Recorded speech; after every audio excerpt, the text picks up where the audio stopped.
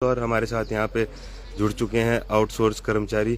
उनसे भी आपको रूबरू करवाते हैं और उनकी जो दिक्कतें परेशानियां हैं उनको भी हम सुनेंगे और सरकार के समक्ष जो है वो इनको पहुंचाने की हम पूरी कोशिश करेंगे अपने चैनल के माध्यम से। यहाँ पे आप देख सकते हैं ये तमाम चेहरे हैं, इसमें यहाँ पे आउटसोर्स कर्मचारी हैं। इनको कोविड काल में जो है वो नौकरी पे रखा गया था। उसी के बाद जो है वो कोविड काल खत्म होते ही इनको जो है वो तुरंत प्रभाव से जो है वो यहाँ से हटा दिया गया है। इसी को लेकर आज इनकी एक प्रेस वार्ता है, उसमें आपको इनसे रूबरू करवाते हैं। नमस्कार, मैं सुनील राव, प्रदेश उपाध्यक्ष।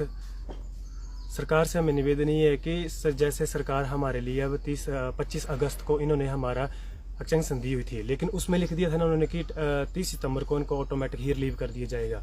तो उस चीज़ से हमें सरकार को ये है कि जिस टाइम हमने ड्यूटी की, कोविड काल में इतनी ज़्यादा हमने ड्यूटी की, इतनी मुश्किल से हमने 6-6 घंटे में पीपी किट डालते थे, हमें पानी नसीब नहीं होता था, खाना नसीब नहीं होता था, 12 घंटे भी हमने पीपी किट डाली। तो सरकार आज ऐसा क्यों कर रही है? 6 दिन हमने स्ट्राइक की शिमला में, रात दिन हम सड़कों पर सोए रहे, किस चीज़ की? अपनी नौकरी के लिए। आज हमें सरकार ऐसा कर रही है, सरकार बोल रही है, उधर भी हमें आश्वासन दिया सरकार ने।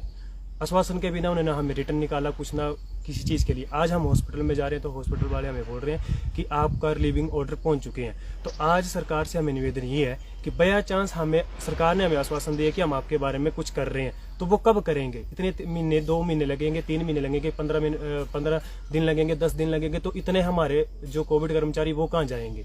और दूसरी बात ये है कि जो से रूमों में हमारा स्टाफ रह रहा था, चंबा से, हम ब्रह्मोर से, इतना दूर दूर से स्टाफ इधर आया हुआ है, रूमों में रह रहा है, तो वो 3 महीने तक रूम का किराया कौन भरेगा उस चीज़ के लिए? क्योंकि सरकार ने तो बोल दिया कि हम आपको किसी न किसी तरीके से पॉलिसी बनाएंगे। तो वो कब बनेगी पॉलिसी? इतना स्टाफ हमारा 6-7 हज़ार रुपये रूम का किराया आज का। तीसरी, और हम सरकार से निवेदन ये करते हैं, सरकार हमारी नहीं सुनती है, तो हमें जितना भी all Covid staff Himachal Pradesh में है, हमें अनशन पे बैठना पड़ेगा सड़कों में शिमला में। जी और कुछ कहना चाहेंगे आप इसको? सर सैलरी, और इसमें ये है कि सर सैलरी भी हमें 6 मंथ से नहीं आई थी, लेकिन जब हमने स्ट्राइक की शिमला में 7 दिन की हमने स्ट्राइक, तो उस टाइम हमें 3 महीने की सैलरी आ गई। लेकिन बट सर सैलरी भी अभी 3 महीने की हमारी पेंडिंग पड़ी हुई है, और 3-3 महीने का ये जो सर एक्सटेंशन दे रहे हैं, तो हर 30 तारीख को हमें डर लग पड़ता कि इसके बाद हमारी ड्यूटी कहाँ जाएगी। और हाँ, जो जिस टाइम ने हमने ड्यूटियाँ की हुई हैं, वो आज वो जनता कहाँ है जिसके कारण जब हम ड्यूटी आते तो हमें हाथ जोड़ के ये करा जाता था। तो लेकिन वो जनता आज हमारे साथ खड़े क्यों नहीं हो रही है? उस जनता से भी हम पूछना चाहते हैं कि उस टाइम तो आप हमें भगवान मानते थे, हम खुद जब ड्यूटी आते थे तो हमें हाथ जोड़ के भगवान की तरह अपनाया जाता था, लेकिन आज वो जनता कहाँ है? जब हम डर डर की ठोकरें सड़कों पे खा रहे हैं, तो उस चीज़ के लिए उन जनता को भी देखना चाहिए कि नहीं, इन्होंने कोविड काल में कितनी मुश्किल से ड्यूटियाँ की हैं। तब ड्यूटियाँ की जब वो अपने पेशेंट को खुद नहीं दे सकते थे, पानी नहीं पिला सकते थे, लेकिन हमारा जो स्टाफ था कोविड, हमने खुद अपने हाथों से पानी पिलाया, खुद हमने खाना खिलाया। लेकिन आज वो जनता पता नहीं क्यों हमें गुमराह कर दी जा रही है। तो उस जनता से हम निवेदन ये करते हैं कि आज वो भी हमारे साथ खड़ी हो, क्योंकि उनको पता हमने कितने मुश्किल टाइम में ड्यूटियाँ की हुई हैं।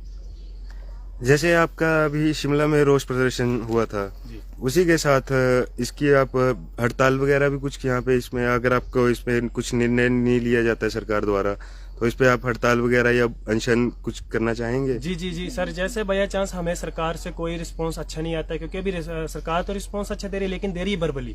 तो बर्बली देने उन्होंने तो बोला हम कर रहे हैं, लेकिन इस टाइम तक हमारा जो स्टाफ है कोविड स्टाफ, वो कहाँ करने और कथनीय में जो है वो करने और लिखित, आपको पता हॉस्पिटल प्रशासन मांगता है लिखित जी, और आश्वासन में नहीं मांगता। आश्वासन जब 19 जून को हम शिमला में गए थे तो सीएम साहब ने बोला था हमें कि आपका जो एक्सटेंशन का लेटर वो दिया जाएगा 19 जून को, लेकिन हमें लेटर आया 25 अगस्त को। तब तक हमें हॉस्पिटल वालों ने काम करने नहीं दिया, क्योंकि वो मांगते हैं रिटर्न।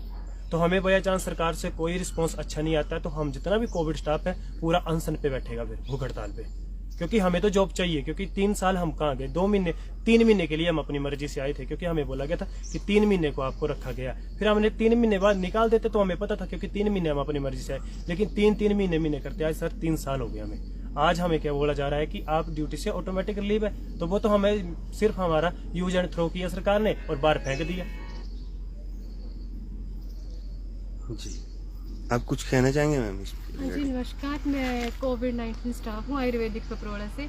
मैं यही कहना चाहती हूँ, मैं सरकार से निवेदन करना चाहती हूँ कि हमें ऐसे ठोकरें न खिलवाएं। हम ऐसे सड़कों पे बैठ रहे हैं, इधर बैठ रहे हैं, हमारी 10-11 हज़ार की नौकरी है, इसमें हमारे परिवार भी हम पे डिपेंड है।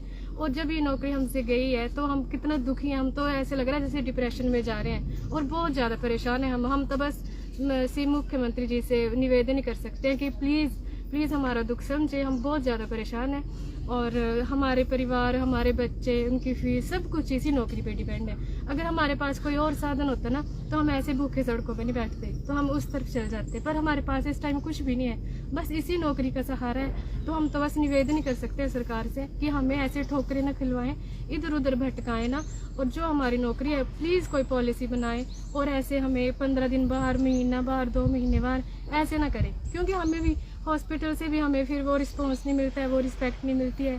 पढ़े लिखे हम सारे, और बहुत मुश्किल है हमारे लिए लाइफ ऐसे, और बहुत परेशान है ये। तो हम यहाँ बड़ी मुश्किल से नॉर्मल होके बैठे हैं, नहीं तो हमें तो मतलब कोई बीमार हो रहा है, किसी के घर में कोई परेशानी है, किसी के बच्चे को परेशानी है, बहुत परेशानी है। तो मैं निवेदन ही करूँगी कि प्लीज़ हमारा दुख समझे और हमारे लिए कोई अच्छी पॉलिसी लाए और कुछ अच्छा करे हमारे भविष्य के।